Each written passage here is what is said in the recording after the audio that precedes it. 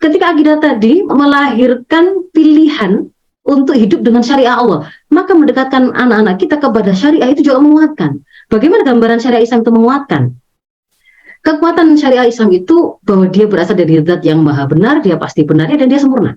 Nah, kesempurnaannya itu dia memiliki penjelasan dan solusi yang detail mengatur interaksi dia dengan Tuhannya dalam masalah ibadah. Dia mengatur hubungan dia dengan dirinya sendiri, bagaimana dia mengatur persoalan makanan, pakaian, akhlak, dan seterusnya. Dan dia juga mengatur persoalan atau interaksi-interaksi sifatnya sosial kemasyarakatan. Saya ambil contoh saja, ini sebagai gambaran kesempurnaan Islam, tapi saya hanya akan mengambil beberapa contoh untuk menggambarkan bagaimana syariah itu menguatkan. Contoh seperti ini, dalam kehidupan personal.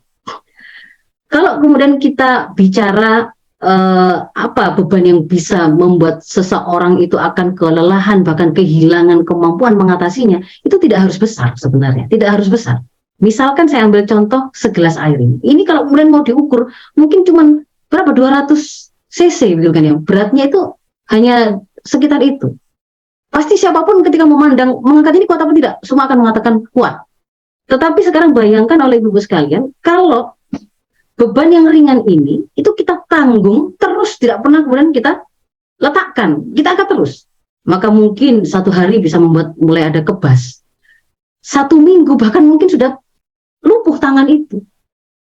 Bahkan kalau kemudian dibiarkan terus gitu ya, itu akan menghabiskan semua persediaan kekuatan, otot, gula yang dimiliki oleh orang tadi, bahkan mengatakan kepada kematian. Padahal hanya untuk mengangkat sebuah beban yang seseringan ini, begitu ya. Nah, ketika seseorang muslim itu kemudian diperintahkan oleh Allah sholat, berdoa, di dalam sholat itu kan dia keajaiban, di antara keajaiban syariah sholat itu adalah dia melakukan pengakuan bahwa dia itu hamba. Dia itu hamba. Ketika dia itu mengaku bahwa dia itu hamba, berarti ada tuannya yang jauh lebih besar daripada dia. Kalau kemudian dia merasa nggak sanggup dengan beban yang dia alami, dia punya sandaran sesuatu yang lebih hebat dari dirinya. Dan ketika kemudian dia itu misalkan berdoa meminta kepada Allah di situ, dikuatkan, ditunjuki, doa itu sendiri menunjukkan bahwa ketika seorang itu minta tolong, gitu ya, itu artinya pada saat itu kita memindahkan beban itu dari yang tadinya mau kita sendiri yang menanggungnya, kemudian kita serahkan kepada seseorang yang kita anggap lebih mampu. Dan dalam hal ini kita serahkan kepada zat yang memiliki sumber dari segala sumber kekuatan. Maka pada saat itu seharian beraktivitas, ketemu dengan persaingan ekonomi, ketemu dengan bulian orang, ketemu dengan flexing orang yang membuat kita merasa insecure, merasa kita seperti orang yang sangat lemah, tidak punya apa-apa, dihinakan. Begitu kemudian kita sholat, pada saat itu kemudian kita ketemu dengan bahwa Allah yang menciptakan kita, itu memuliakan kita bukan karena harta kita.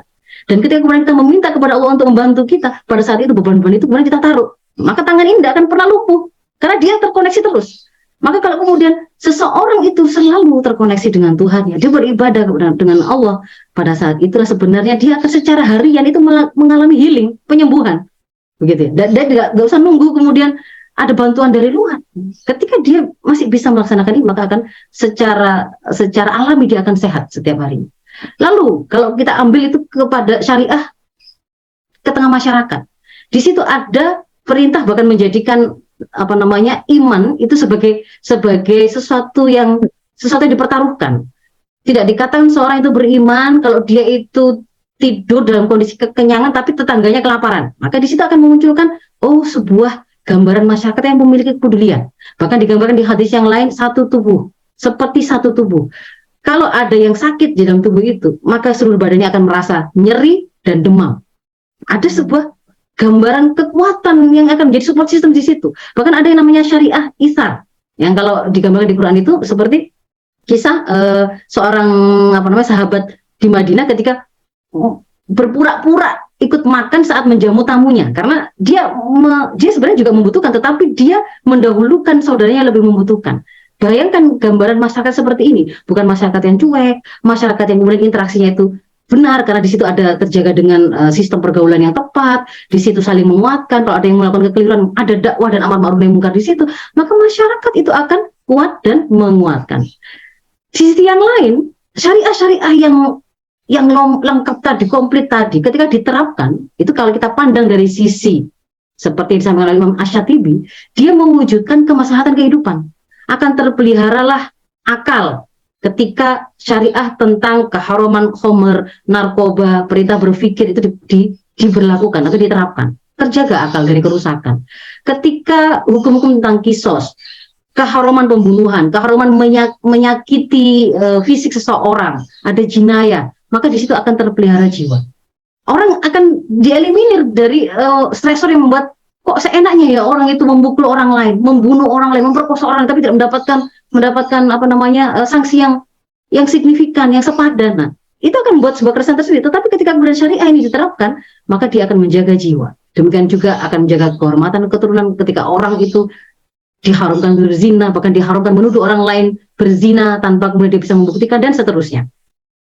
Nah, kemudian juga syariah ini ketika diterapkan, dia bahkan bisa mewujudkan kualitas pemimpin yang dia itu ro'in, sangat penyayang, memelihara urusan umat dan junah. Dan dia akan menjadi perisai yang melindungi warganya, masyarakatnya.